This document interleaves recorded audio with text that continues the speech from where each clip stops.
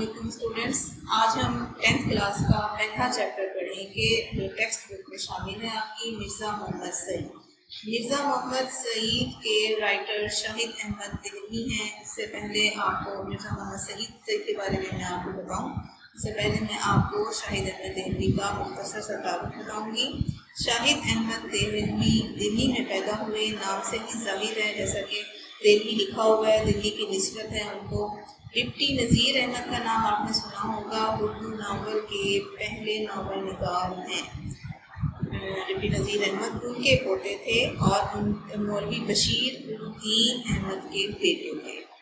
شاہد احمد دہلوی کا صرف اتنا ہی تعارف نہیں ہے، شاہد احمد دہلوی جو تھے بہت ہی پڑھے لکھے انسان اور عالم اور جید عالم تھے۔ ان کی بہت سی تصانیف بھی ہیں، انہوں نے علم و ادب کے سرمایہ میں بیش بہا اضافہ کیا تھا۔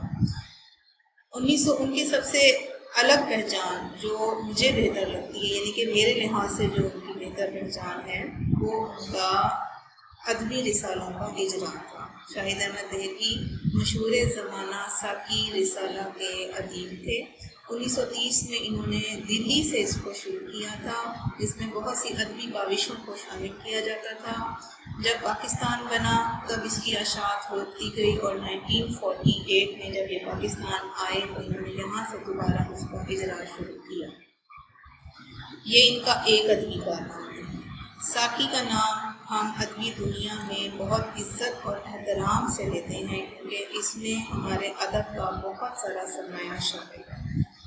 1925 میں، اب ان کی میں ذاتی زندگی کے بارے میں آپ کو بتا دوں، 1925 میں انہوں نے FC کالج لاہور سے FSc کرنے کے بعد میڈیکل کالج میں داخلہ لیا، لیکن شدید بیمار ہو گئے، لہٰذا طبی تعلیم جاری نہ رکھ سکے اور اس کے بعد دلی سے انگلش لٹریچر میں BA آنرس کیا اور وہیں سے ہی MA فارسی کا امتحان بھی پاس کیا۔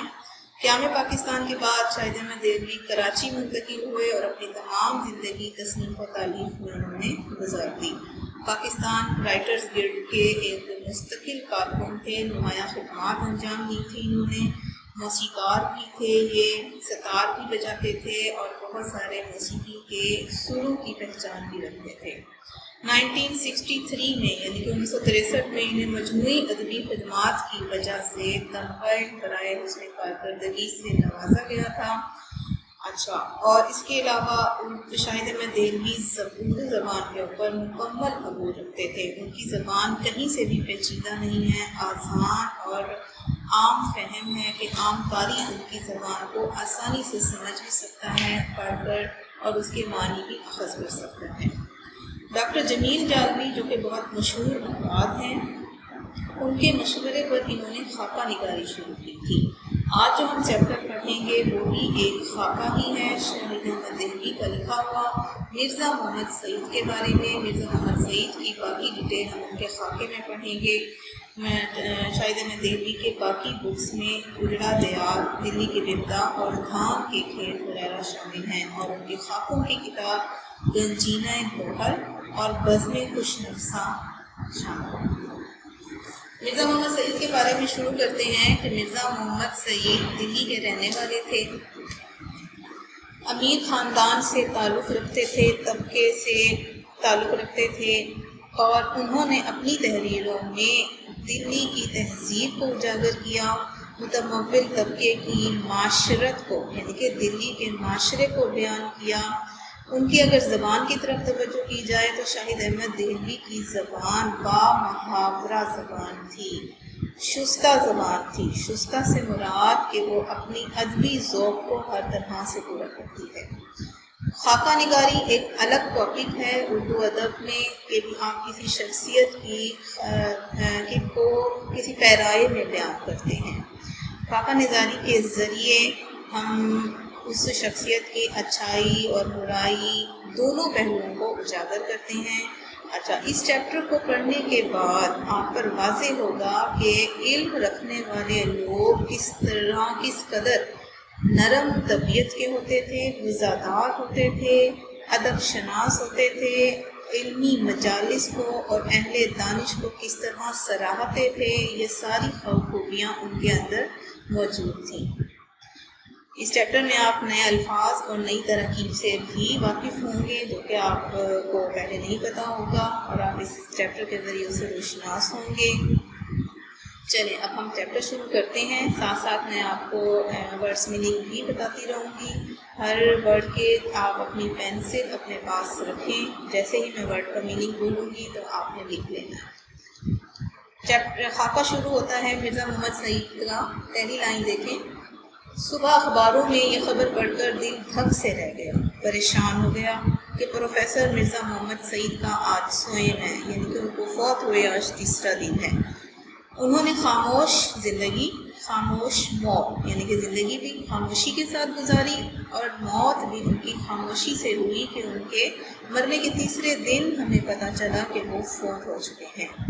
خاموش زندگی سے مراد یہ ہے کہ وہ کبھی بھی شہرت کی طرف نہیں جاتے تھے۔ وہ ایک بہت بڑے عالم تھے، اردو ادب کے بہت تصانیف تھیں، علم کا دریا تھے، لیکن انہوں نے اپنے اس علم کے دریا کی تشہیر بالکل نہیں کی۔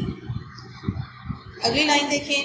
مرزا صاحب کی علالت یعنی کہ بیماری، مزاج، علالت مزاج یعنی کہ ان کی مزاج میں جو بیماری آ چکی تھی، یا مرض الموت، موت کے مرض کی اطلاع خبر اس سے پہلے کہیں نہیں ملی۔ حد یہ کہ پرسوں وہ رحلت فرما گئے، رحلت انتقال فرما گئے، اور ان کے سینکڑوں دوستوں اور قدردانوں کو اس سانحہ ارتحال کی خبر تک نہ ہوئی۔ سانحہ ارتحال کا مطلب لکھیں موت کی خبر۔ افسوس اتنا بڑا صاحب کمال ہم میں سے اٹھ جائے اور اس کی سناونی یعنی کہ اس کی موت کی خبر، سناونی کا مطلب موت کی خبر ہم تک نہ پہنچے۔ کتنے بے خبر ہیں ہم لوگ۔ زندہ قوموں کا یہ شعار نہیں ہوتا، شعار طریقہ کار، کہ اپنے اہل کمال سے غافل ہو جائیں، لاپرواہ ہو جائیں۔ ایسی غفلت، ایسی لاپرواہی مجرمانہ ہوتی ہے۔ شاید یہ ہماری غفلت ہی کی سزا ہے کہ مرزا صاحب کو اللہ تعالیٰ نے یوں ایکا ایکی کا مطلب لکھیں اچانک ہم سے چھین لیا۔ بہت شاندار جملہ ہے آگے۔ عالم کی موت عالم کی موت ہوتی ہے۔ جو عالم ہوتا ہے، پڑھا لکھا، علم و ادب کو جاننے والا جو انسان ہوتا ہے، جب اس کی موت ہوتی ہے تو آپ سمجھیں آپ کے عالم میں سے علم کی دنیا کا یا علم کے سمندر کا ایک باب ختم ہو گیا۔ اس لیے کہا جاتا ہے کہ جب ایک عالم فوت ہوتا ہے تو وہ صرف عالم کی موت نہیں ہوتی، پوری دنیا کی موت ہوتی ہے کہ اب دنیا ان کے مزید علم سے مستفید نہ ہو سکے گی۔ ابھی ہم کو اس کا اندازہ نہیں ہو سکتا مرزا صاحب کے رخصت ہو جانے سے ہمارا کتنا بڑا نقصان ہو گیا ہے۔ اب ان کی عدم موجودگی یعنی کہ غیر موجودگی رہ رہ کر ہمیں ان کی یاد دلائے گی، اور وقت کے ساتھ ان کی جدائی کا کھاؤ یعنی کہ غم بڑھتا چلا جائے گا۔ مرزا صاحب بہت ہی خاموش کام کرنے والوں میں سے تھے، پہلے بھی بات ہوئی ہے، اتنے خاموش کہ خود ان کے زمانے کے اکثر لوگ بھی ان کے علمی اور ادبی کارناموں سے واقف نہیں ہوئے۔ دراصل مرزا صاحب خود شہرت سے گھبراتے تھے اور پبلک پلیٹ فارم پر آنا پسند نہیں کرتے تھے۔ کام وہ ضرور کرتے تھے لیکن ستائش یعنی کہ تعریف کی تمنا، خواہش اور صلے کی پرواہ، یعنی کہ ان کو کوئی نتیجہ نہیں چاہیے ہوتا، ان کو کوئی ثمر نہیں چاہیے ہوتا تھا، اس کے بغیر اس سے بے نیاز ہو کر لاپرواہ ہو کر کام کرتے تھے۔ وہ کام کرتے تھے اپنی تسکین کے لیے، کہ اپنی تسلی کے لیے۔ ان کو لکھنا پسند تھا، ان کو پڑھنا پسند تھا کام کرتے تھے کہ اس لیے کہ انہیں کام کرنا ہوتا تھا۔ فرمائشی کام انہوں نے ساری عمر نہیں کیے۔ انہوں نے اب سے 55 سال پہلے سر عبد القادر کے بارے میں فٹ نوٹ میں دیکھیں۔ سر عبد القادر معروف ادیب اور علامہ اقبال کے گہرے دوست تھے۔ رسالہ مخزن میں انہوں نے مضامین لکھے، یعنی کہ سر عبد القادر کا رسالہ جاری ہوا کرتا تھا مخزن کے نام سے۔ مخزن کا مطلب خزانہ ہوتا ہے، یعنی کہ علم کا خزانہ، اور مخزن ہی وہ پہلا رسالہ ہے جس کو یہ اعزاز حاصل ہے کہ اس میں علامہ اقبال کی پہلی نظم ہمالہ شامل ہوئی تھی۔ تب علامہ اقبال صرف 12 سال کے تھے، مگر شیخ صاحب کی فرمائش پر نہیں بلکہ جب خود ان کا جی لکھنے کو چاہا انہوں نے لکھا۔ مرزا صاحب کسی کو خوش کرنے کے لیے نہیں لکھتے تھے، مرزا صاحب پیسے کے لیے بھی نہیں لکھتے تھے، پیسے کی تو انہیں کبھی پرواہ ہی نہیں تھی، بلکہ پیسے کے ذکر پر وہ چڑھ جاتے تھے اور انہیں منانا مشکل ہو جاتا تھا۔ لاہور کے اکثر پبلیشر، ان کی کتابیں شائع کرنے والوں نے مرزا صاحب سے کتابیں لکھوانی چاہیں اور بڑی بڑی رقمیں پیش کیں، مگر مرزا صاحب نے انہیں ایک لفظ بھی لکھ کر نہیں دیا، اور جب اپنا پہلا ناول یاسمین لکھا تو اپنے ایک شاگرد پبلیشر کو بے مزد کا مطلب بغیر معاوضے کے دے دیا۔ اس کے کچھ عرصے کے بعد دوسرا ناول خواب ہستی لکھا، اسے بھی بغیر کچھ لیے چھپوا دیا۔ ایک پبلیشر صاحب لاہور سے دلی محض یعنی کہ صرف اس غرض سے آئے تھے کہ مرزا صاحب سے ناول لکھوائیں گے۔ میں نے انہیں سمجھایا، میں سے مراد یہاں پہ مصنف ہیں، سمجھایا کہ مرزا صاحب نہیں لکھیں گے، مگر وہ بڑے بڑے مصنفوں کو خرید چکے تھے، نہ مانے، بولے ہم انہیں ایک ناول کا 1000 روپیہ دیں گے تو وہ کیوں نہیں لکھیں گے۔ یہ وہ زمانہ تھا کہ 200-250 روپے میں اچھا خاصا ناول یعنی کہ اچھے ادیب کا ناول پبلیشر کو مل جاتا تھا چھاپنے کے لیے۔ چنانچہ وہ مجھے اپنے ساتھ لے کر مرزا صاحب کی خدمت میں حاضر ہوئے، میں نے تعارف کروا دیا ان کا۔ مرزا صاحب کا ماتھا ٹھنکا سے مراد خطرے کی پہلے سے خبر ہو جانا۔ پبلیشر صاحب نے چھوٹتے ہی ناول لکھنے کی فرمائش فوراً ہی ناول لکھنے کی فرمائش کر دی۔ مرزا صاحب بڑے ٹھنڈے مزاج کے آدمی تھے، بولے آپ میرے ناول کے 5000 دے دیں گے، 10,000 دے دیں گے، مجھے یہ منظور نہیں کہ جو کام کر رہا ہوں اسے چھوڑ کر آپ میرے ناول لکھوں۔ 5-10 ہزار کی بات سن کر پبلیشر صاحب کی سٹی گم ہو گئی یعنی کہ ان کے ہوش ہو گئے۔ 2-4 منٹ پہلو بدل کر انہوں نے رخصت چاہی۔ یہ تھا مرزا صاحب کا انداز۔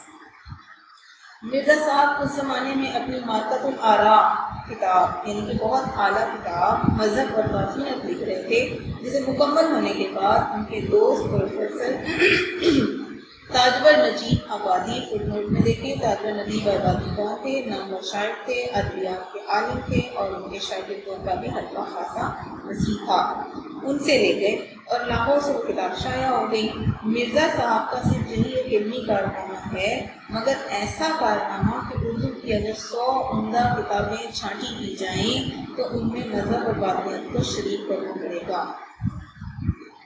مرزا صاحب دلی کے شفا کے ایک متمول عزتدار گھرانے کے چشم و چراغ تھے۔ تراہا بیرم خان علاقے کا نام ہے، وہاں سے آگے بڑھ کر ایک راستہ سیدھے ہاتھ پر مڑتا ہے، اسی کی نکڑ پر مرزا صاحب کا آبائی مقام تھا۔ اسی علاقے میں سر سید احمد خان، اس کے لیے فٹ نوٹ میں آپ کو جانے کی ضرورت پیش نہیں آنی چاہیے، آپ کو پتہ ہونا چاہیے کہ سر سید احمد خان کون کا قدیم مکان بھی تھا۔ سر سید سے بھی مرزا صاحب کی عزیز داری یعنی کہ رشتہ داری تھی۔ منشی ذکاء اللہ کو فٹ نوٹ میں دیکھیں، وہ سر سید احمد خان کے دوست تھے اور ان کا بھی تحقیق و تصنیف میں تراجم میں بڑا نام تھا۔ قرابت داری ہو گئی تھی، یہ رشتہ داری ہو گئی تھی۔ 50-60 سال پہلے دلی کے مسلمان شعفاء میں انگریزی تعلیم کو اچھی نظروں سے نہیں دیکھا جاتا تھا، مگر سر سید نے مسلمانوں کے اس غلط نظریے کی بہت اصلاح کر دی تھی۔ اسی زمانے میں دلی کے 2 نوجوانوں نے اعلیٰ تعلیم حاصل کر کے علمی حلقوں میں نمود حاصل کی، مطلب پرورش پائی، آگے بڑھا۔ ایک پروفیسر مشتاق احمد زاہدی اور دوسرے پروفیسر مرزا محمد سعید۔ مرزا صاحب نے اس صدی کے آغاز میں لاہور کے گورنمنٹ کالج میں تعلیم حاصل کی۔ ان کے استادوں میں علامہ اقبال بھی تھے، جن سے ان کے مخلصانہ تعلقات آخر دم تک قائم رہے۔ انگریزی ادبیات میں ایم اے کی سند لینے کے بعد مرزا صاحب نے 1906 اور 1907 2 سال علی گڑھ میں پڑھایا۔ اس کے بعد گورنمنٹ کالج لاہور میں ہی انگریزی کے پروفیسر ہو گئے۔ انگریزی پنجاب کے بیشتر اعلیٰ عہدیدار، بیشتر کا مطلب کئی اعلیٰ عہدیدار مرزا صاحب کے شاگرد تھے۔ پطرس مزاحنگار تھے، امتیاز علی تاج مزاحنگار تھے، پطرس کا پورا نام پطرس احمد شاہ وفائی تھا۔ امتیاز علی تاج نے بھی مرزا صاحب سے علم حاصل کیا۔ بعد میں پطرس خود انگریزی کے پروفیسر ہو گئے تھے، مگر اپنی غیر معمولی کا مطلب ہوتا ہے بہت اعلیٰ قابلیت اور ذہانت کے باوجود مرزا صاحب کی علمیت یعنی کہ ان کے علم کے آگے اپنے آپ کو کمتر سمجھتے تھے۔ میں نے کئی بار پطرس کو مرزا صاحب کی خدمت میں حاضر ہوتے دیکھا۔ پطرس کو میں نے کسی اور کا اتنا ادب و احترام کرتے نہیں دیکھا، یہاں تک کہ واسرائے ہند کا بھی یعنی کہ وہ اپنے استاد کی اتنی عزت کرتے تھے۔ پطرس کے سلسلے میں دو ایک دلچسپ واقعات یاد آ گئے۔ پطرس آل انڈیا ریڈیو کے ڈائریکٹر جنرل بن گئے، مگر پرانے دوستوں سے ویسا ہی ان کا تعلق تھا۔ رسم و راہ کا مطلب تعلقات میں ذرا بھی فرق نہ آنے پایا تھا۔ مرزا صاحب کو انہوں نے کسی نہ کسی طرح آمادہ کر دیا، راضی کر دیا کہ ریڈیو سے کبھی کبھی تقریر نشر کیا کریں، شائع کیا کریں۔ دو ایک تقریروں کے بعد مرزا صاحب نے کانٹریکٹ واپس کرنے شروع کر دیے۔ چلتے چلتے بات جب پطرس تک پہنچی تو انہوں نے حاضر ہو کر وجہ پوچھی، دریافت کی پوچھی۔ مرزا صاحب نے فرمایا، تمہیں اصلاح دینے کے بعد یعنی کہ تمہاری درستی کرنے کے بعد مجھے یہ منظور نہیں کہ تمہارے شاگرد مجھے اصلاح دیں۔ یعنی کہ مرزا محمد سعید کو یہ بات بری لگی تھی کہ ان کو کوئی ان کی اصلاح کرے یا ان کو کوئی کریکشن کرے یا ان کے کسی ٹاپک پر مضمون پر کوئی لائنیں اپنی مرضی سے کٹ کر دے جیسے کہ میڈیا والے کرتے ہیں۔ پطرس نے بڑی معذرت کی، مگر مرزا صاحب آئندہ نشر کرنے کے لیے آمادہ نہیں ہوئے۔ اگلے دن دفتر میں قیامت آ گئی۔ پورے اسٹاف کو جمع کر کے انہوں نے براڈ کاسٹنگ کے حسن اخلاق پر ایک طویل لیکچر دیا۔ بات تو کھلی گئی تھی۔ اسٹیشن ڈائریکٹر نے تقریروں کے انچارج کو بلا کر کہا کہ اگر اپنی خیر چاہتے ہو تو مرزا صاحب کو منا کر لاؤ۔ اس کو معلوم نہیں تھا کہ مرزا صاحب پطرس کے استاد ہیں۔ حسب دستور عام روٹین کے مطابق اپنی کارروائی دکھانے کے لیے اس نے ان کے مسودے یعنی کہ ان کے لکھے ہوئے پلندے میں سے دو ایک فکرے نکال دیے تھے۔ ان فکروں کا نکالنا اس کی نوکری سے نکالے جانے کا پیش خیمہ ہو گیا یعنی کہ سبب بن گیا۔ بھاگا، مرزا صاحب کی خدمت میں معافی مانگی، ہاتھ جوڑے، مرزا صاحب نہ مانے، بولا تو حضرت میری نوکری گئی، بال بچے بھوکے مریں گے اور آپ کو دعائیں دیں گے۔ مرزا صاحب نے جب یہ سنا تو ان کے کان کھڑے ہو گئے، ان کی توجہ ہو گئی، بولے یہ تو میں نہیں چاہتا۔ اس نے کہا کہ اگر آپ یہ نہیں چاہتے تو اس کانٹریکٹ کو پر دستخط کیجیے۔ مرزا صاحب نے فوراً دستخط کر دیے۔ یہاں سے ان کی نرم دلی ظاہر ہوتی ہے۔ جنگ کے زمانے میں حسن اتفاق سے دلی میں لاہور کے بیشتر جب جنگ کا زمانہ چل رہا تھا اس میں برصغیر پاک و ہند میں، تو دلی میں لاہور کے مختلف کئی ادیب و شاعر ریڈیو میں یا دوسرے سرکاری محکموں میں جمع ہو گئے تھے۔ پطرس کی تحریک پر ایک محدود ادبی حلقہ قائم ہوا جس میں ڈاکٹر تاثیر ان سب کا فٹ نوٹ میں شامل ہے ذکر۔ فیض احمد فیض شاعر تھے، حامد علی خان رسالہ الحمرا کے بانی تھے، حمید احمد خان یہ بھی ادیب اور نقاد تھے، چراغ حسن حسرت روزانگار تھے، صحافی بھی تھے، محمود نظامی یہ بھی براڈ کاسٹر تھے، غلام عباس اردو کے افسانہ نگار ڈرامہ نگار تھے، انصار ناصری بھی ادیب تھے وغیرہ شریک تھے۔ ہر مہینے اس کا ایک جلسہ ہوتا تھا، یعنی یہ لوگ اکٹھے ہوتے تھے، کبھی پطرس کے گھر پر اور کبھی ڈاکٹر تاثیر کے گھر پر۔ اس میں ایک مقالہ کا مطلب ہوتا ہے مضمون یا آرٹیکل، کسی ادبی موضوع پر پڑھا جاتا تھا اور اس پر گفتگو ہوتی تھی۔ ایک جلسے میں محمود نظامی نے مقالہ پڑھا، اس میں مرزا محمد سعید بھی شامل تھے۔ ڈاکٹر تاثیر نے گفتگو کا آغاز کیا، پطرس خاموش رہے۔ مرزا صاحب سے درخواست کی گئی کہ کچھ فرمائیں۔ مرزا صاحب کو بحث مباحث سے تو وہ پسند نہیں کرتے تھے، اس لیے بڑی محتاط یعنی کہ احتیاط سے اپنا مشورہ دیتے تھے۔ انداز کچھ ایسا ہوتا تھا کہ نہیں یہ بات تو نہیں، مگر خیر ایسا بھی ہوتا ہے۔ پطرس کو شرارت سوجی، شوخی سوجی شرارت سوجی۔ فیض کو اشارہ کیا، وہ مرزا صاحب سے زیادہ واقف نہیں تھے، بات کاٹ کر فوراً شروع ہو گئے۔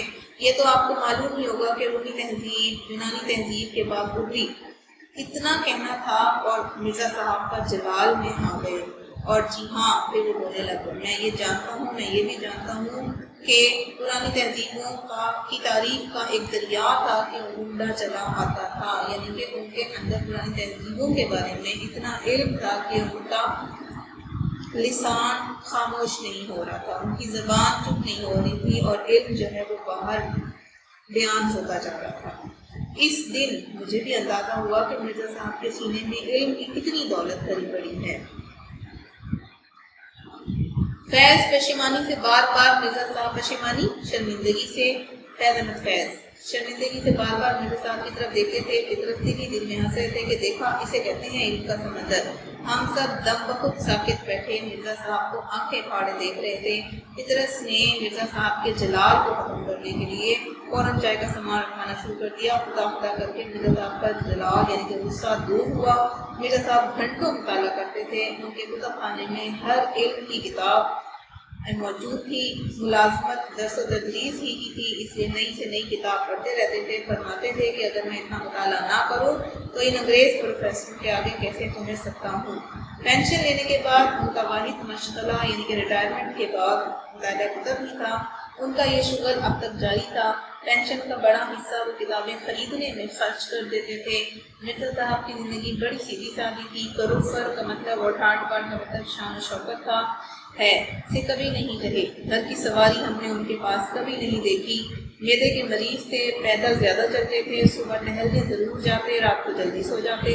کھیل تماشے سینما تھیٹر کچھ نہیں دیکھتے تھے. خدا کے کرم سے گھر کا آرام بھی انہیں میسر تھا. ان کی بیگم بھی ادبی شوق رکھتی تھی. وہ 2-1 ناول ان کے بھی شائع ہو چکے ہیں. اولاد سعادت مند یعنی کہ فرما بردار، بیوی سلیقہ شعار، پینشن اتنی کہ بڑھاپے میں کسی کی محتاجی نہیں، کھانا سادہ، لباس سادہ، رہن سہن سادہ. پھر احتیاج ہو تو کس بات کی یعنی کہ ضرورت ہو تو کس بات کی. قلب مطمئنہ دل کے سکون کی دولت سے مالا مال تھے. ریڈیو پاکستان کراچی سے 12 سال پہلے ایک پروگرام دانش کدہ شروع کیا گیا تھا جس میں 4 دانشور بلائے جاتے تھے. سننے والوں کے سوالوں کے جواب فی البدی کا مطلب فوراً دیا کرتے تھے. میں یعنی کہ مصنف شاہد احمد ریلوی میرے سوالات یعنی کہ سوال پوچھنے کی خدمات انجام دیتا تھا. میں نے سوچا کہ مرزا صاحب اگر اس پروگرام میں شرکت کا فرمانا منظور کر لیں تو اس پروگرام کو 4 چاند لگ جائیں گے یعنی کہ اس کی خوبصورتی میں اضافہ ہو جائے گا. چنانچہ میں مرزا صاحب کی خدمت میں حاضر ہوا. عرض مدعا مقصد سن کر وہ مسکرائے. فرمایا آدمی شہرت کے لیے کوئی کام کرتا ہے یا دولت کے لیے؟ مجھے نہ اس کی ضرورت ہے اور نہ اس کی. میں نے قدری کر لی، ضد کر لی. مرزا صاحب ٹس سے مس نہ ہوئے یعنی کہ وہ بالکل اپنے کہے کے پیچھے نہ ہوتے. مرزا صاحب بہت قاعدے کرینی یعنی کہ اصولوں کے آدمی تھے. جو کہہ دیتے تھے اس سے نہ پھرتے. قیام پاکستان سے پہلے جب مسلم لیگ نے زور پکڑا، مسلم لیگ کی تحریک نے زور پکڑا تو مرزا صاحب نے سیاست میں حصہ لینا شروع کر دیا اور صوبائی مسلم لیگ کے صدر بھی بنے، صوبائی مسلم لیگ کے صدر بنے اور مسلم لیگ کونسل کے ممبر بھی چنے گئے. کراچی یونیورسٹی قائم ہوئی تو اس کے مشیر مقرر کر دیے گئے اور جب پاکستانی ادیبوں کا گلڈ 1959 میں بنا. پاکستانی ادیبوں کے گلڈ کے بارے میں آپ کو بتا دوں، یہ ادیبوں کا ایک گروہ ہوتا تھا جو ایک جگہ اکٹھا ہو کر اپنی رائٹنگس کو، اپنی تحریروں کو ایک دوسرے کے سامنے سنایا کرتے تھے اور اس کے اوپر نکتہ چینی ہوتی تھی، تنقید بھی ہوتی تھی، تعریف بھی ہوتی تھی، تحسین بھی ہوتی تھی. مطلب یہ اس طرح کا ایک گروہ تھا. پھر اس کے بعد شائع کر دی جاتی تھی. تو مرزا صاحب ہی نے اس کے پہلے اجلاس کی صدارت فرمائی. مرزا صاحب بظاہر علی یعنی کہ بیمار نہیں معلوم ہوتے تھے. اکہرا چست ڈیل تھا ان کا جسم تھا، اجلا رنگ تھا، کشادہ پیشانی، کھلی پیشانی تھی، گھنی گمیں تھی، 2 روشن آنکھیں، رخساروں کی ہڈیاں ابری ہوئی، کترواں مونچھیں، کٹی ہوئی مونچھیں تھیں. ہنستے تو سامنے کے 2-4 دانت ٹوٹے ہوئے نظر آتے تھے لیکن برے نہیں لگتے تھے. داڑھی مونڈی ہوئی یعنی کہ چھوٹی تھی. دھان پان سے آدمی تھے یعنی کہ دبلے پتلے سے آدمی تھے. 1930 میں جب میں نے انہیں پہلی مرتبہ دیکھا تو ان کی عمر 40-45 سال کی ہوگی اور 1962 میں جب وہ 76 سال کے ہو گئے تھے تب بھی وہ ویسے کے ویسے ہی تھے. انہیں زمانے کا شکوہ یا صحت کی شکایت کرتے کبھی نہیں سنا. ہنس کر باتیں کرتے رہتے تھے. سنا ہے کہ دلی کے جن 2-4 نوجوانوں نے سب سے پہلے سوٹ پہننا، پینٹ کوٹ پہننا شروع کیا تو اس میں سے سب سے نفیس سوٹ مرزا صاحب کا ہوتا تھا. مگر میں نے پچھلے 32 سال میں انہیں ہمیشہ شیروانی پہنے دیکھا. انگریزی ان کا اوڑھنا بچھونا ان کی عادت تھی، مگر روب گانٹھنے کے لیے یعنی کہ اپنا دبدبہ قائم کرنے کے لیے، اپنی شو آف کرنے کے لیے کبھی بھی انگریزی میں بات نہیں کرتے تھے. ہمیشہ اردو میں ہی بات کرتے تھے بلکہ ان کی گفتگو میں انگریزی کے الفاظ بالکل نہیں آتے تھے. 40 سال کی عمر کے بعد ہی ان دونوں کے ہاتھوں میں رشا آ گیا تھا، ہاتھ کانپتا تھا. اس لیے لکھنے میں انہیں زحمت ہوتی تھی، تکلیف ہوتی تھی. خوش اخلاق تھے، خوش مزاج آدمی تھے، مگر زیادہ دوست بنانے کے قائل نہیں تھے، مختلف نہیں تھے۔ آپ بھلے اور اپنا گھر بھلا۔ موت برحق ہے، مرنا سب کو ہے، مگر مرنے میں فرق ہوتا ہے۔ مرزا صاحب نے خاصی عمر پائی، مگر ان کی وفات کا صدمہ اس لیے زیادہ ہے کہ ایسے قابل، ایسے شریف اور ایسے وسعدار، انیسدار لوگ زمانہ پیدا نہیں کرے گا۔ افسوس کہ مرزا محمد سعید اب وہاں ہیں جہاں ہماری نیک آرزوئیں رہتی ہیں۔ ایسی جامع علوم ہستی، یعنی کہ علم کا مجموعہ جیسی شخصیت سے محروم ہونے کا ہمیں جتنا بھی غم ہے وہ کم ہے۔ اب کہاں لوگ اس طبیعت کے۔ چیپٹر ختم ہوا، امید ہے آپ کو سمجھ آیا ہوگا۔ برسنگ آپ نے اس کے یاد کر لینے ہیں، کلاس کی تشریح کے لیے اور ایکسرسائز کے لیے بھی آپ نے کی بک کا استعمال کرنا ہے۔ چلیے جی، آپ کا چیپٹر آج کا ختم ہوا۔ Thank you.